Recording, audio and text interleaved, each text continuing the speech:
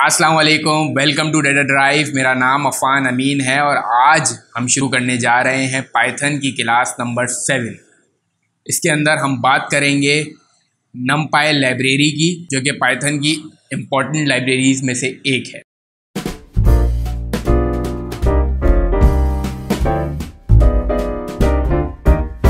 तो जैसा कि मैंने बताया कि आज हम पाइथन की सबसे पहली लाइब्रेरी को एक्सप्लोर करने जा रहे हैं, जो कि नमपाई है। जैसा कि आप सब जानते हैं कि मशीन लर्निंग और डेटा एनालिसिस के स्टेज पे या डेटा एक्सप्लोरेशन के स्टेज पे हमें एक्सटेंसिव एक्सप्लोरेटरी डेटा एनालिसिस करने पड़ते हैं। तो नमपाई लाइब्रेरी इस मौके पे सबसे इम्पॉर्टेंट लाइब्रेरी है जो कि यूज़ की जाती है। नमपाई लाइब्रेरी एक जनरल पर्पस लाइब्रेरी है जो कि मल्टी डायमेंशनल एरेज को क्रिएट करने के लिए यूज़ की जाती है। नमपाई लाइब्रेरीज़ के बहुत से इनबिल्ट फंक्शंस हैं जो कि हमें एरेज के साथ फंक्शनैलिटीज़ को यूज़ करने में मदद करते हैं। आप भी इस बात को मेक श्योर करें कि आप नमपाई की लाइब्रेरीज़ को ज़रूर यूज़ करें, क्योंकि इनके साथ C++ की बाइंडिंग्स हैं। तो जब भी इस तरह की बाइंडिंग्स ऑब्जर्व की जाती हैं, यूजुअली जो ऑपरेशंस होते हैं वो बहुत तेज़ी से हो रहे होते हैं। अगर आपको एरेज में किसी भी किस्म का कोई फंक्शन परफॉर्म करना है तो आपको नमपाई ये सहूलत बहुत ही आसानी के साथ फराहम करती है। याद रखें कि बहुत से मशीन लर्निंग एल्गोरिदम मुख्तलिफ मैथमेटिकल कैलकुलेशंस के अलावा कुछ नहीं। तो ये बहुत ज़रूरी है कि हम नमपाई और सिमिलरली पांडास की प्रैक्टिस ज़्यादा से ज़्यादा रखें। नेक्स्ट वीडियो में हम बात करेंगे पांडास लाइब्रेरी की। जैसा कि मैंने आपको बताया, नमपाई is a general purpose array processing package. It provides a high performance multi dimensional array objects and tools for working with these arrays. It is the fundamental package for scientific computing with Python. अब array क्या होता है? सबसे पहले हम array समझ लेते हैं। एरे एक डेटा स्ट्रक्चर होता है जो कि स्टोर करता है सेम डेटा टाइप्स की वैल्यूज़ को। पाइथन के अंदर जो लिस्ट पाई जाती हैं वो डिफरेंट डेटा टाइप्स को स्टोर करने की सलाहियत रखती हैं, जबकि एरेज पाइथन के अंदर लिस्ट से मुख्तलिफ होते हैं। सबसे पहले हम नमपाई को इंपोर्ट करने का तरीका देख लेते हैं। किसी भी लाइब्रेरी को पाइथन के अंदर इंपोर्ट करने का तरीका सिंपल है। इंपोर्ट उस लाइब्रेरी का नाम और उसके साथ एज के साथ एलियस जोड़ा जाता है। अगर ये एग्जीक्यूट नहीं हो रहा आपके पास, तो इसका मतलब ये है कि आपके पास ये इंस्टॉल नहीं है। तो आप सबसे पहले इसको इंस्टॉल करेंगे।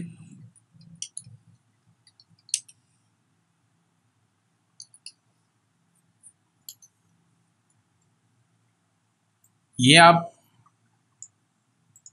आप cmd कमांड प्रॉम्प्ट पे जाके ये कमांड लिखेंगे तो इससे आपके पास नमपाई इंस्टॉल्ड हो जाएगा। सिमिलरली अगर आपके पास कॉन्डा इंस्टॉल्ड है, कॉन्डा के cmd प्रॉम्प्ट पे लिखना है। सबसे पहले हम यहाँ पे सिंपल एक लिस्ट इनिशलाइज करवा देते हैं जिसके अंदर हम वैल्यूज़ रख रहे हैं 10, 15, 20। सिंपल 8 एलिमेंट लिस्ट है। अब अगर हम चाहते हैं कि इस लिस्ट को हम एरे के अंदर ट्रांसफॉर्म कर दें, तो np.array का बिल्ट इन फंक्शन है नमपाई के अंदर। इसके अंदर हम इस सिंपल लिस्ट को एज अ पैरामीटर दे रहे होते हैं। array1 आपके पास एरे की फॉर्म में वैल्यूज़ आ जाएंगी। अगर हमें इसकी टाइप देखनी है तो टाइप का फंक्शन है जो कि array1, जिसकी भी हमें टाइप देखनी है हम उस एरे की टाइप देख सकते हैं जो कि numpy.nd array है। अगर हमें इसका शेप देखना है कि ये 1 डायमेंशनल एरे है, 2 डायमेंशनल है या 3 डायमेंशनल है, तो बगैर ब्रैकेट्स या बगैर पैरेंथेसिस के हम एरे डॉट शेप लिख सकते। बात करते हैं मल्टी डायमेंशनल एरे की। इसी तरह हमने 3 लिस्ट क्रिएट कर दी जिनके अंदर हमने वैल्यूज़ डाल दी। Simple list 1, simple list 2, simple list 3। Array 3D एक वेरिएबल है जिसके अंदर हम एरेज को सेव करा रहे होंगे या मल्टी डायमेंशनल एरे को सेव करा रहे हैं। np.array इसका बिल्ट इन फंक्शन है जिसके अंदर हमने ये तीनों लिस्ट स्क्वायर ब्रैकेट के साथ एज अ पैरामीटर दे दी। ये देखें, ये 3 डायमेंशनल एरे तैयार हो चुका है। अगर हमें इसकी शेप चेक करनी है तो हम इस तरह से शेप,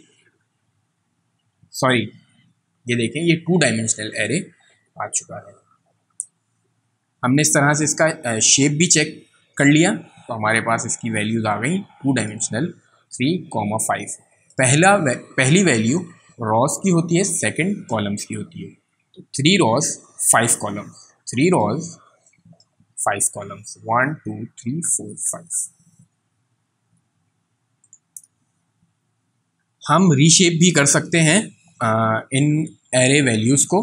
रीशेप का एक इनबिल्ट फंक्शन हमें नंपाई देता है, बट इसके अंदर एक चीज़ याद रखनी है कि हमें जो एलिमेंट्स गिवन है उन्हीं एलिमेंट्स को हम रीशेप कर सकते हैं। For example 5 × 3 = 15। हमारे पास टोटल वैल्यूज़ जो हैं वो 15 हैं, 1 2 3 4 5 10 15। हम रीशेप में भी उन्हीं वैल्यूज़ को दे सकते हैं जो कि 15 इसका मल्टीप्लिकेशन पे 15 आंसर आ रहा हो। तो अब ये कुछ 5 रॉस और 3 कॉलम्स के अंदर चेंज हो चुका है या रीशेप हो चुका है। हम 15,1 भी दे सकते हैं क्योंकि 15,1 = 15 होता है। अब ये 1 डायमेंशनल एरे के अंदर रीशेप हो चुका है। अगर हम वैल्यू बढ़ा के दें तो वो एक एरर शो कर देगा और कहेगा कि आपको 15 की वैल्यूज़ के अंदर ही शेप में देना पड़ेगा। इंडेक्सिंग इन नंपाई, जब भी आप किसी भी डेटा टाइप, एरेज या डेटा फ्रेम्स को पढ़ रहे होते हैं, आपको सबसे पहली चीज़ जो जहन में आती है वो आती है कि आप इन वैल्यूज़ को रिट्रीव किस तरह करेंगे। You access the array elements in NumPy. हम उसी एरे को ले लेते हैं, एरे 3D। इसकी वैल्यूज़ हम देखना चाहते हैं। 10 3D 2D एरे ये हमारे पास मौजूद है। एक्सेसिंग करने का बहुत ही आसान तरीका है नंपाई के अंदर, जिसके अंदर हम स्क्वायर ब्रैकेट्स के साथ रॉज और कॉलम्स, कॉमे से पहले रॉज और कॉमे के बाद कॉलम्स को देख रहे होते हैं।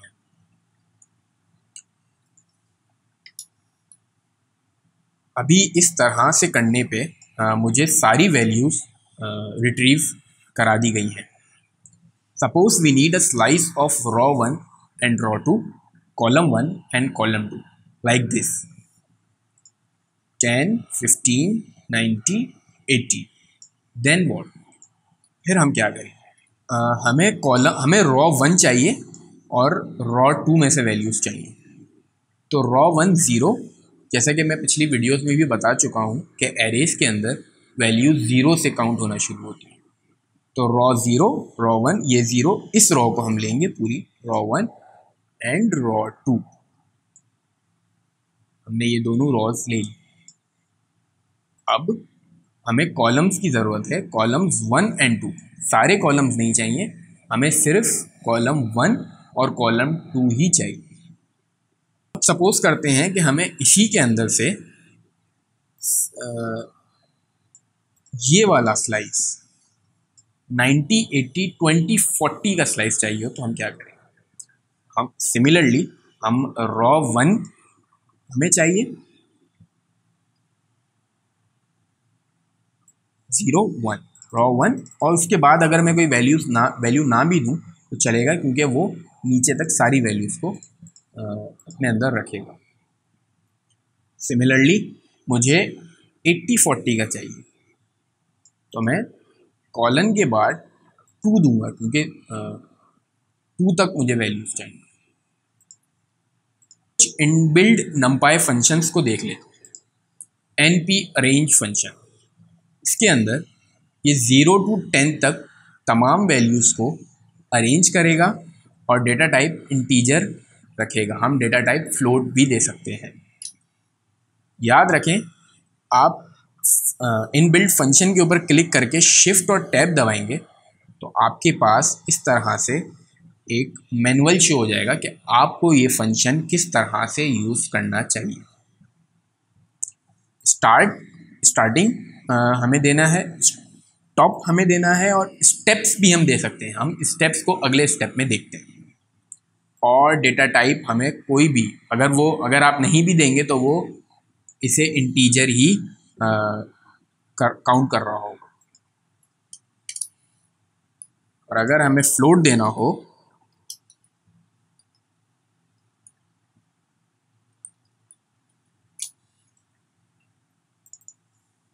इस तरह से हम फ्लोट भी दे सकते हैं। फिलहाल हमें इंटीजर ही देना है। एनपी अरेंज के अंदर स्टेप का एक पैरामीटर भी आता है, जिसके अंदर हम स्टेप्स दे सकते हैं कि हमें कितने स्टेप के बाद वैल्यूज चाहिए होंगी। 0 to 10 के अंदर 2 स्टेप के बाद 0, 2, 4, 6, 8 5 वैल्यूज आती हैं, उसने एरे 2 के अंदर स्टोर करा दी। लिनस्पेस क्या है? स्टार्टिंग और स्टॉप का हमें देना होगा पैरामीटर्स के बाद हम num50 हम कहाँ तक तो ये 50 वैल्यूज़ आ रही हैं 1 से 10 के दरमियान में। ये लिनस्पेस फंक्शन बहुत काम आ रहा होता है डीप लर्निंग के अंदर, जब हम कंप्यूटर विजन के अंदर काम कर रहे होते हैं। इसी तरह से np.random.randn, इसी तरह से हम रैंडम वैल्यूज़ को भी सेव करा सकते हैं अपने किसी भी वेरिएबल के अंदर। जैसे कि हम यहाँ देख रहे हैं कि यहाँ रैंडम वैल्यूज़ जनरेट हो चुकी हैं। numpy कॉपी फंक्शन क्या कर रहा होता है? वो एरे 1 को कॉपी करके एरे 2 के अंदर सेव करा सकता है। जैसे कि हमने एरे 1 जो कि हमने यहाँ देखा था 0, 1, 2 to 9 till 9 था, इसने एरे 2 के अंदर इसको सेव करा दिया। अब अगर मैं एरे 1 भी शो कराऊँ तो वो इसी तरह से शो हो जाएगा। कुछ बिल्ट इन फंक्शंस देख लेते हैं जो कि बहुत ज़्यादा यूज होते हैं एक्सप्लोरेटरी डेटा एनालिसिस के अंदर। मेरे पास एक एरे मौजूद है जिसके अंदर हम चाहते हैं कि वो वैल्यूज़ जो 2 से छोटी हैं वो वैल्यूज़ हमें शो हो जाएं, तो हम इस तरह से इसको शो करा सकते हैं। एरे 1 स्क्वायर ब्रैकेट्स, इसके अंदर कंडीशन आएगी और कंडीशन के अंदर हम लिखेंगे array 1 is less than value जो कि पहले हमने इनिशियलाइज करा दी है। अगर हम चाहते हैं कि वो वैल्यूज़ जो 2 से बड़ी हैं वो सब वैल्यूज़ आ जाएं, तो हम इस तरह से ग्रेटर देन का साइन लगाएंगे। और अगर हम चाहते हैं कि वो वैल्यूज़ जो इक्वल टू 2 हैं वो आ जाएं, तो ये भी हम शो करा सकते हैं। यहाँ पे हम देखते हैं कि अगर हम चाहते हैं कि किसी भी एरे के अंदर किसी इंडेक्स तक वैल्यूज़ जो हैं वो सेम वैल्यूज़ जो हैं वो जो वैल्यूज़ थी वही रहें, उसके बाद वैल्यूज़ वो आ जाएं जो हम चाह रहे हैं, तो हम इस तरह से जो वैल्यूज़ हम चाह रहे हैं वो हम आगे लगाएंगे।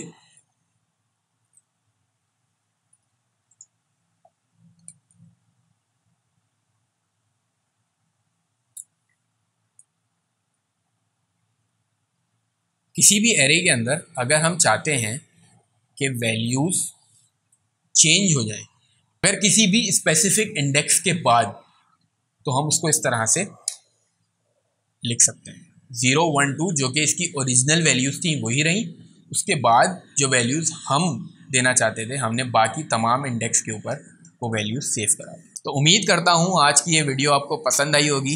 नेक्स्ट क्लास में हम बात करेंगे पांडास पर। सब्सक्राइब करना मत भूलिएगा। अल्लाह हाफिज़।